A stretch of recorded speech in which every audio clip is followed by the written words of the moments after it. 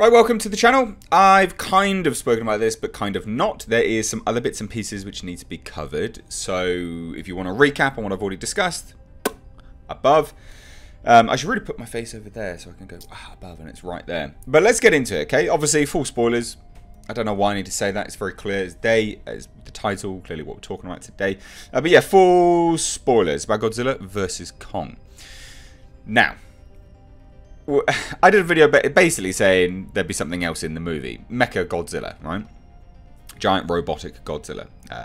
Kairyu? I can't say it. I butcher these Japanese names. I'm so sorry. But the feedback from that was very mixed. We had some Godzilla fans saying, yep, no, I agree with you. I don't necessarily like that idea, but let's see how it plays out, which was kind of what I said. And then a lot of people going, because I said, I think we're distancing too far from the realism of the first movie. Because obviously, yes, it's giant monsters, I understand that, but there was some level of grounding in reality. And then each and every single movie, it's gotten further and further away from that, which is a little bit of a shame. But I still love the franchise nonetheless. So we had some kind of pushback from that, but a lot of people seem to agree with me as well as disagree. It's very mixed. Now, some people seem to have mistaken the statements over Mechagodzilla as being the antagonist for the movie. He's not. He is not someone, as far as my source could tell, at the initial time of production, because remember this has been delayed and things can be changed. At the initial time of production, he wasn't someone that these two monsters team up against. Could be changed. Okay, they could change it. But he wasn't a main feature in the movie. He was there. He was definitely there. He was doing stuff. But he wasn't the reason why these two teamed up to fight. Okay. Now, there has been, again, because on that video, a lot of people were going, well, have you seen the toy leaks? Why aren't you doing a video on the toy leaks? There are also toy leaks which confirm what I had already confirmed. Now, the toy leaks do show Mechagodzilla. Now, this was in a closed event in Japan, a toy sort of expo thing. And some brave soldier decided to whip out his phone and take some photos, which we'll take a look at here as well in this video. Because they are actually a really cool design of Mechagodzilla. I really like it. It's weird, but I really like it. But again, I don't know how that's going to fit in with the Monsterverse, quite frankly. But it's a badass design. So again, like, although I'm mixed on it, I still think there's some really cool elements here.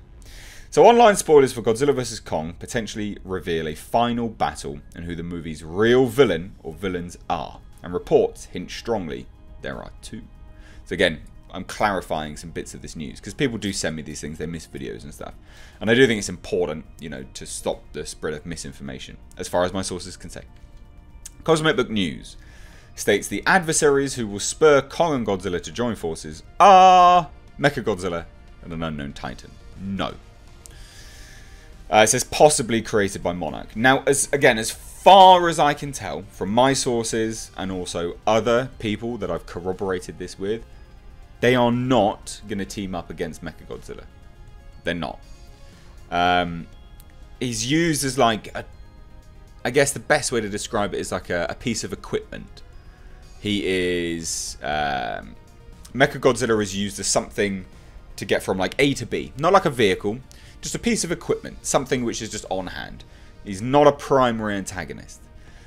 Now, this unknown titan business and the created by Monarch thing comes from the fact genetically manufactured titans were featured in the credits of Godzilla King of the Monsters. Now that's epic because it basically teased Biolante, which is epic. Like, that's cool. Who wouldn't want Biolante in the Monsterverse, especially with the aesthetic which they managed to create with these things? That it would work so perfectly. But I don't think that's the route they're going down. Not a created one anyway. Now, I'd long thought that they were going to be teasing Destroyer. And I've done many videos, if you go back through my like Godzilla playlist and Destroyer and things like this.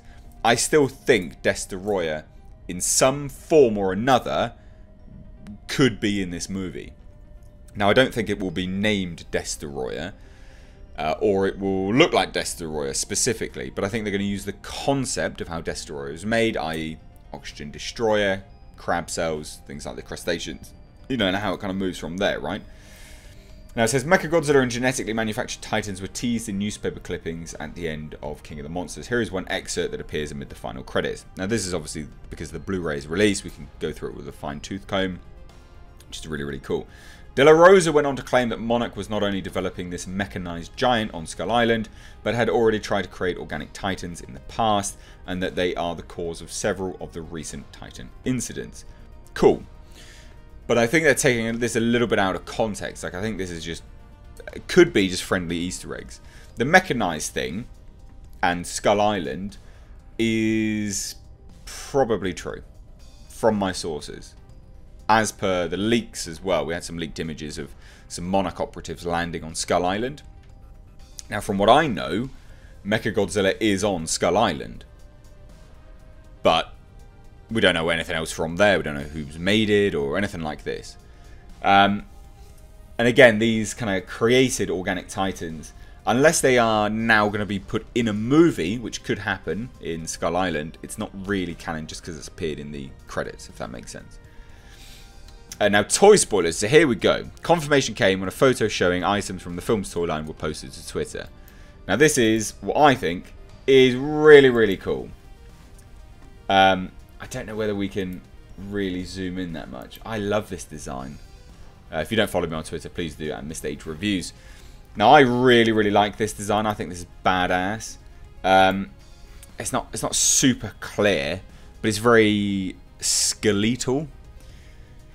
And the hands, because I have seen clearer images than this, but I don't want to, I can't just pull them up, you know, left, right, and center. The hands are really interesting. They're almost like backwards hands, apparently designed perfectly to grab skull crawlers. Apparently, so that was what came out initially off the back end of, you know, the whole news that Mechagodzilla was going to be in it, and that seemed to confirm it as well. Now, apparently, it kind of continues. The new Titan on the left is the new Titan adjacent to Godzilla figures and a skull crawler. Now, I don't think this is the case. I don't think this is the case. They're talking about this one here. Like, I don't think that's the case. Like, I've seen some other images, but this doesn't really look like anything. I thought this was some kind of background stuff. So again, I don't think that is actually the new Titan. Now, obviously, it says on the left is a new Titan adjacent to Godzilla figures and a skull crawler. CBN notes it has a red covering and looks to be all black. The Titan's identity is a mystery at this time, but there are a handful of suspects, and each of them is a heavy hitter. If it's a creation of Monarch, then one nightmare product of science from Godzilla's past comes to mind, Biollante, which would be so cool. Now, grown from combining samples of Godzilla's DNA and plants, they obviously had a massive battle and things like this. Now, Michael Dougherty has actually said he would love to have had Biollante in the movie. And then there's Mechagodzilla, which could happen, because of course we know that Kevin's head, King Ghidorah, is, well, you know, in the property of Charles Dance's character, Alan Jonah. And then, of course, Destroyer. So there's a few things it could be. And then, obviously, Gigan. You know, Gigan sort of appeared in... Gigan was in some concept art, actually. So he could appear. But it's very interesting. Look, the whole thing is, and this is like some Reddit spoilers business, it says the final battle for Godzilla and Kong takes place at night in Hong Kong, blah, blah, blah, neon lights.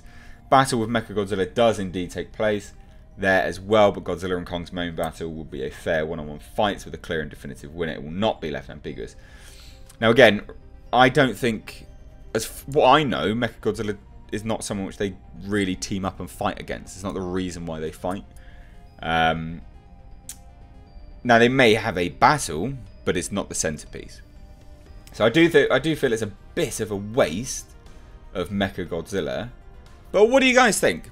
I'd love to hear your thoughts. Please do let me know down below. I thought I'd just expand upon this a bit further. And I love talking about this universe. It's just that little bit of light in the ever-growing darkness of shite that is out there at present.